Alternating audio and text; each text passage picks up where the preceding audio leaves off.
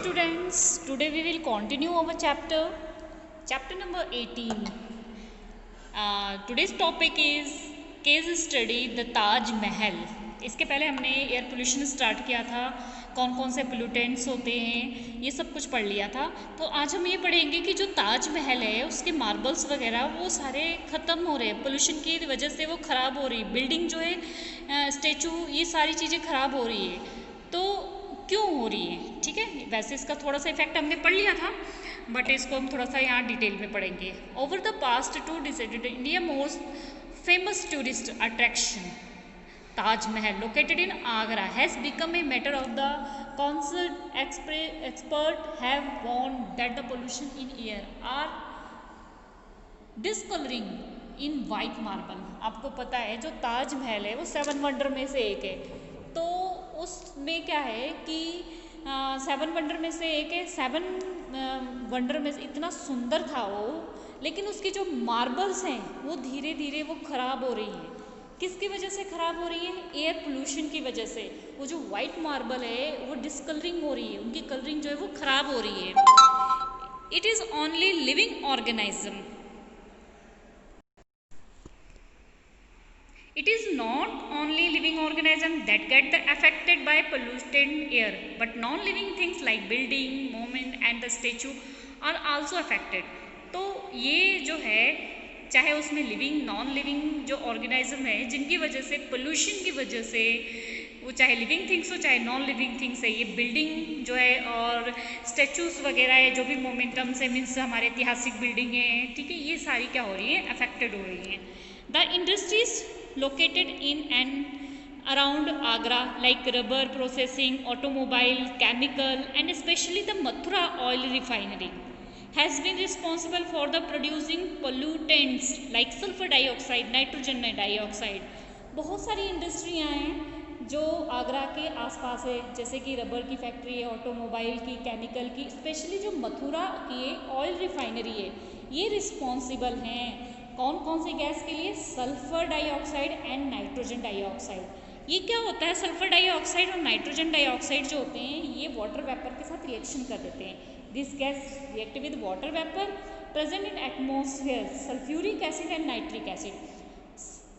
NO2 means sulphur dioxide जब ये water से रिएक्शन कर लेता है, ठीक है, तो ये बना लेता है nitric acid. It means HNO3. Acid बन गया. एसिड तो हर एक चीज़ को ख़राब करना ही करना है, ठीक है. इसी तरीके से जो सल्फर डाइऑक्साइड है SO2, अब ये अगर रिएक्शन करेगा H2O से तो ये बना देता है H2SO4. It means sulphuric acid. दोनों एसिड बन गए. अब जब क्या हुआ, ये गैसें निकली, ऊपर से क्लाउड्स में से जो है बारिश हुई, ठीक है, ये बारिश हुई, ये आपस में मिल करके इन्होंने क्या फॉर्म्ड किया? एसिड फॉर्म्ड किया. और ये रेन ड्रॉप के रूप में क्या हो गए? नीचे आ गए, जिसको क्या बोलते हैं? एसिड रेन, ठीक है.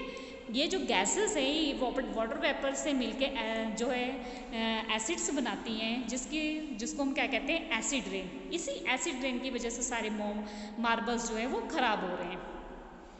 Acid rain corrode the marble of the momentum. जो भी हमारी बिल्डिंग है, मॉन्यूमेंट, तो ये बिल्डिंग्स को जो है ख़राब कर रहे हैं, ठीक है. The phenomena is also called marble cancer.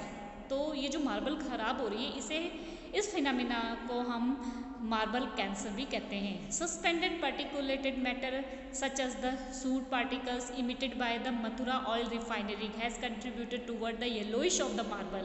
जो मथुरा रिफाइनरी ऑयल है जिसकी वजह से जो है मार्बल है आगरा की, वो सारी क्या होती जा रही है? येलोइश होती जा रही है. The supreme court has taken several step to save the Taj Mahal. Supreme court ने कुछ स्टेप्स लिए ताजमहल को सेव करने के लिए. आप देख रहे हो ये ताजमहल के आसपास कितना धुआं है, कितनी डस्ट है, ये सब फैक्ट्रियों की वजह से, जिससे उसकी मार्बल क्या हो रही है? ख़राब हो रही है. He has ordered the industries to switch the cleaner fuel like CNG की full form compressed natural gas. CNG की फुल फॉर्म है हमारी यहाँ पर कंप्रेस्ड नेचुरल गैस. LPG की लिक्विफाइड पेट्रोलियम गैस. तो इंडस्ट्रीज जो भी फ्यूल यूज़ करती है उनको बोला है कि आपने क्लीन फ्यूल यूज़ करना है, सीएनजी और LPG. CNG compressed natural gas, LPG liquefied petroleum gas. Moreover, the automobiles should switch over to unleaded petrol in the Taj zone। ठीक है, तो ये जो है इसकी वजह से ताकि हम जो ताज ये जो पेट्रोल वगैरह होता है ना, इनसे निकलने वाले जो जो डस्ट होते हैं, जो धुआं होता है, वो सल्फर डाइऑक्साइड, नाइट्रोजन डाइऑक्साइड, जिससे एसिड रेन होती है, अगर उनकी जगह हम इन चीज़ों का यूज़ करेंगे तो जो है कम जो है ताजमहल को ख़राब होने से हम थोड़ा सा बचा सकते हैं। ठीक है, discuss with your elder and see what they have to say about the condition of the Taj 20 और 30 year ago. Try to procure a picture of the Taj Mahal for your scrapbook. आप कोशिश करो, ट्राई करो कि पिक्चर्स आप ताजमहल की जो है अपने स्क्रैप बुक में लगाओ। अब बूझो कह रहा है I am reminded of the chapter on crops. जो चैप्टर ऑफ क्रॉप्स में कुछ रिमाइंड है, याद है कि I wondered whether acid rain affected the soil and plants also. हम यहाँ पे कह रहे हैं कि ताजमहल को नुकसान पहुँच रहा है, ताजमहल ख़राब हो रही है उसकी मार्बल, लेकिन चैप्टर 1 में हमने ये पढ़ा है कि जो एसिड रेन है इसकी वजह से सॉइल और प्लांट्स भी जो है अफेक्टेड हो रहे हैं।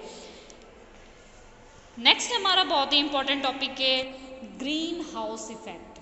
Green house effect, you know that the sun rays warm and the earth surface. आपको पता है कि सन रेज की जो है गर्म जो रेज है, ठीक है, हमारे अर्थ के चारों तरफ है। A part of radiation that fall on the earth is absorb. तो इसका कुछ पार्ट जो होती है वो अर्थ क्या करती है, एब्जॉर्ब कर लेती है। And A part of reflected back into the space, और कुछ पार्ट जो है वो रिफ्लेक्ट कर देती है दोबारा से स्पेस में।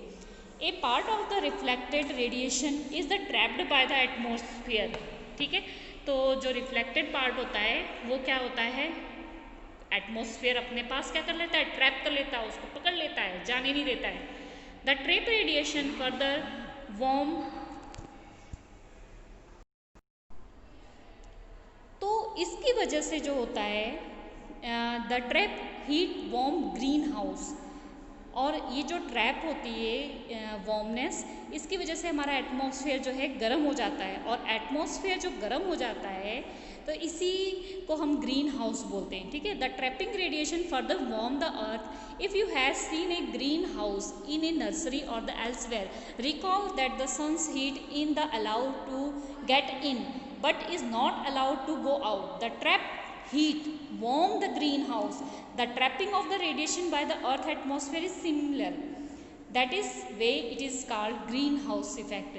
तो आपने इस तरीके से नर्सरी वगैरह देखा होगा, आपने ग्लासेस वगैरह लगे रहते हैं, उसमें क्यों लगे होते हैं, वो एक तरीके से जो ग्लास हो एटमॉस्फेयर का काम करते हैं। जो सन की रेस होती है वो सारी अंदर चली जाती है, गर्मी तो अंदर चली जाती है, लेकिन अंदर की जो कार्बन डाइऑक्साइड है वो बाहर नहीं जा पाती, वो उसको वहीं ट्रैप कर लेती है। ठीक है, इसलिए उसको हम क्या बोलते हैं, green house effect. Without this process life would not have been possible on the earth. बिना इस प्रोसेस के जो अर्थ पे लाइफ पॉसिबल नहीं है। But now it is the threatened life CO2 यानी carbon dioxide is one of the gases responsible for this effect. इसके लिए जो है सबसे ज़्यादा रिस्पॉन्सिबल गैस है वो कार्बन डाइऑक्साइड है।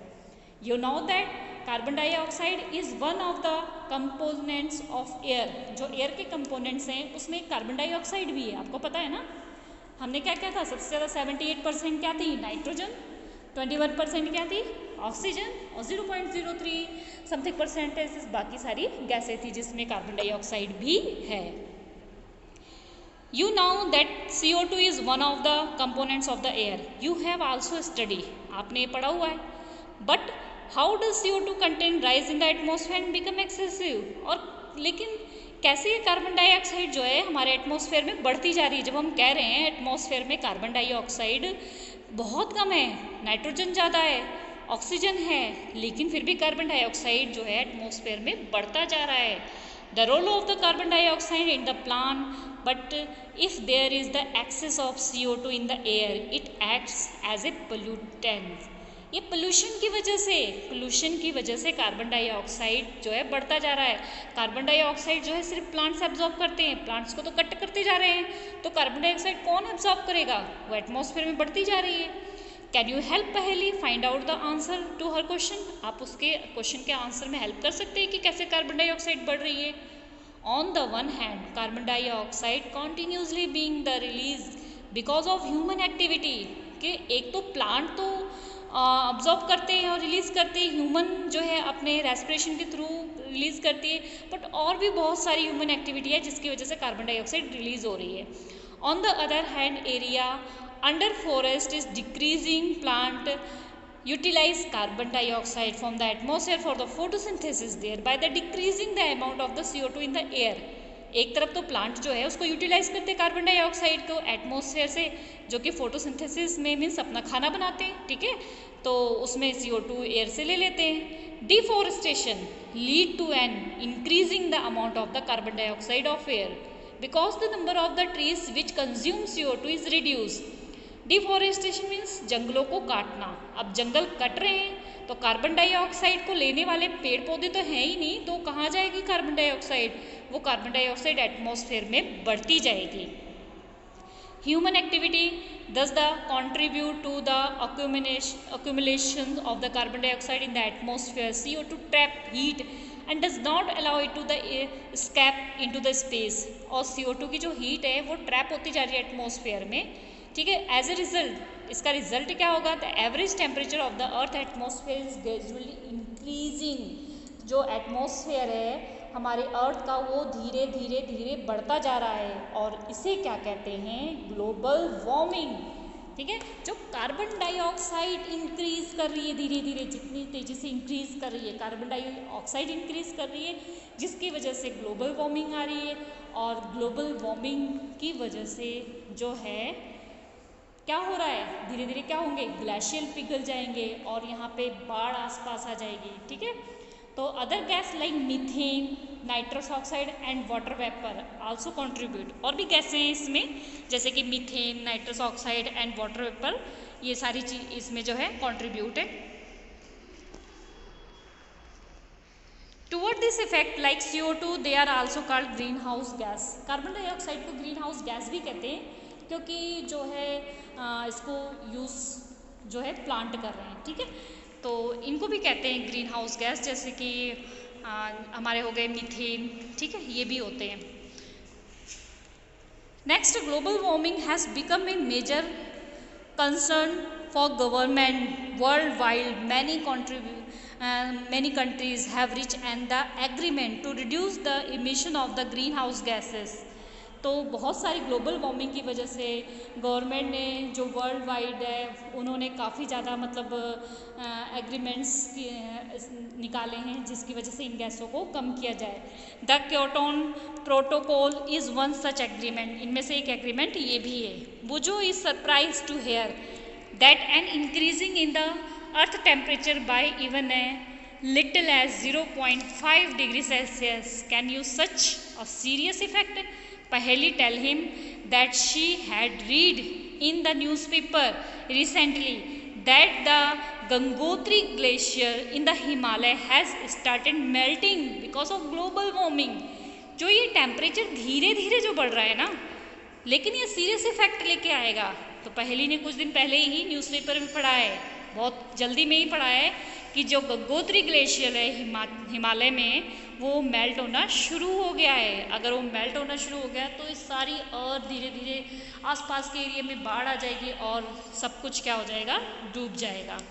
तो इसके लिए हमें ज़्यादा से ज़्यादा पेड़ लगाने हैं। जितना ज़्यादा पेड़ लगाएंगे कार्बन डाइऑक्साइड वो एब्जॉर्ब करेंगे, एक तो हमारा वातावरण शुद्ध रहेगा, ठीक है, एटमॉस्फेयर साफ सुथरा रहेगा, हम रेस्पिरेटरी प्रॉब्लम से बचेंगे, ठीक है।